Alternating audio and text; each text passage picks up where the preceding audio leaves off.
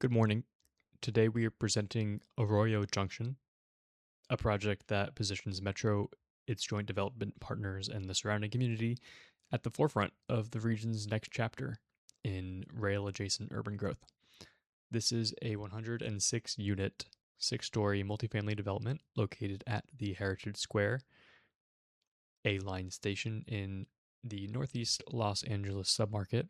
Our project is built to capitalize on a growing demand for walkable transit connected housing in an underserved infill corridor. The context for this investment is a regional housing shortfall, estimated at over 400,000 units in Los Angeles. Arroyo Junction is precisely the type of high density infill project that public agencies and institutional equity partners are looking to prioritize in 2026. And our core thesis is built on three pillars here: transit oriented density, mixed income, durability, and community informed design. And by drawing full advantage of the city's TOC incentives, in Tier 3, we have unlocked maximum allowable density and eliminated residential parking requirements, and this strategy optimizes both project yield and long term performance. Ultimately, this project delivers returns for investors and directly contributes to Metro's 10,000 home commitment and the regional vision for equitable transit centered housing. So, we are here to show you why this site and this specific entitlement strategy offer a strong risk adjusted return in this market. Let's take a closer look now at the location. The site is located at 3545 North Pasadena Avenue in Cypress Park, situated within the Arroyo Seco Canyon corridor. It occupies an entire block length, bounded by the A line, North Pasadena Avenue, and the 110 highway. This immediate adjacency to the station really is what creates a strong foundation for transit supportive land use intensification. And the connectivity here is great. Residents have direct rail access to the broader A line network, and it's just 15 minutes from downtown and 15 minutes from Pasadena on the A line. While the area is historically transitional, the market fundamentals in 2026 are really strong. Year over year rent growth in Cypress Park is over 20%. And this reflects a really severe rental supply shortage and volatile supply and demand for listed rentals, and households are priced out of adjacent higher cost submarkets. Furthermore, the site really benefits from a large, relatively flat developable footprint, and this is rare in the topography of Northeast LA. This is really great for construction and is more efficient for the site layout. Our development program for Arroyo Junction consists of 106 units designed to reflect the economic diversity and the family sizes of Northeast LA. Unlike many competing infill projects that focused on smaller units, we have structured a mix of 35 2-bed, 36 3-bed, and 35 4-bed units. And this composition ensures long-term occupancy demand and serves a demographic underserved by the new transit adjacent construction. And of the 106 units, 24, which is 23%, are income restricted to lower income households or at or below 80% of the area median income. This 23% threshold qualifies for the project for TOC Tier 3 incentives, and this is what really unlocks and allows us to reach a 6-story height of 67 feet and an FAR of 3.75 to 1. And most importantly, I think this allows for 100% reduction in residential parking requirements. The ground floor features a 1,750 square foot neighborhood serving retail space intended for a small cafe or coffee shop, and this activates station area frontage, primarily serving transit commuters and pedestrians. Okay, so let me walk you through where this project stands from an entitlement standpoint, because I think the pathway here is pretty compelling once you understand the zoning mechanics. The Metro owns the site and it's zoned PF for public facilities, and normally it's a problem for residential development, but there's a specific provision under the TOC guidelines that essentially was written for this situation. It says that Metro joint development on the site, you can use development standards of the least restrictive adjoining zone instead of the public facilities zone. In that case, it's CM1VL, a commercial manufacturing zone.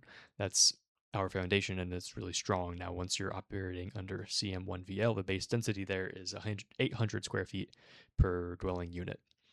On the 49,986 square foot site, that gets me to 62 base units, and then we layer in the TOC Tier 3 density bonus, which is a 70% increase, and we land at 106 units. And for that Tier 3 bonus to apply, we need to deliver 23% lower income units. On FAR, Tier 3 guarantees a 3.75 to 1 FAR in commercial zones. Height is where the two additional incentives come in. So we have a base height in CM1VL zone at 45 feet. However, the TOC additional height incentive, gives us Tier 3 projects 22 additional feet, which puts us exactly at 67 feet. The one design note here is because our base zone is at 45 feet. Anything above 56 feet needs to step back, and we have that in the concept images. Now, that really does us a favor, actually, because it fits better with the community and it looks better from the street level. On parking, 0 residential stalls, fully supported under Tier 3, no fight there. So what does the approval track look like? You've got a couple paths running parallel here.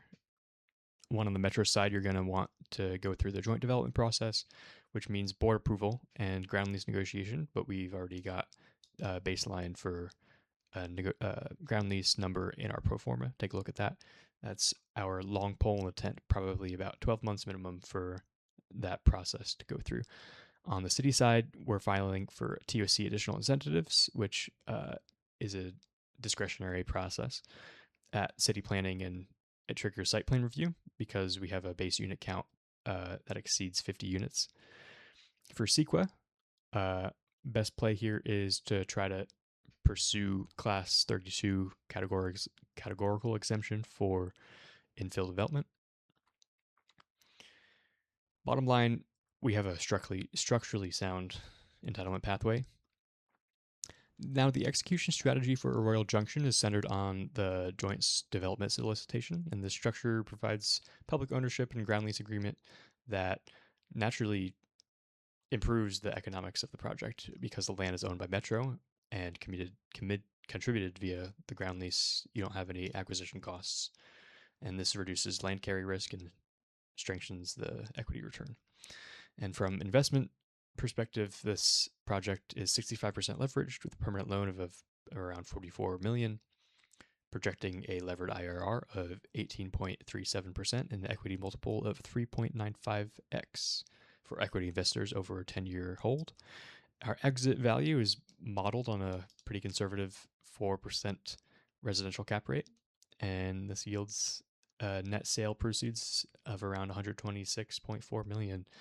And we've been proactive about risk mitigation and to address the air quality concerns around being so close to the freeway. The project is going to incorporate high efficiency MERV and HEPA filters and ventilation systems, and to address the geotechnical risk in the liquefaction zone of the Arroyo Seco, we're budgeting for full subsurface investigation and foundation solutions, geotechnical studies.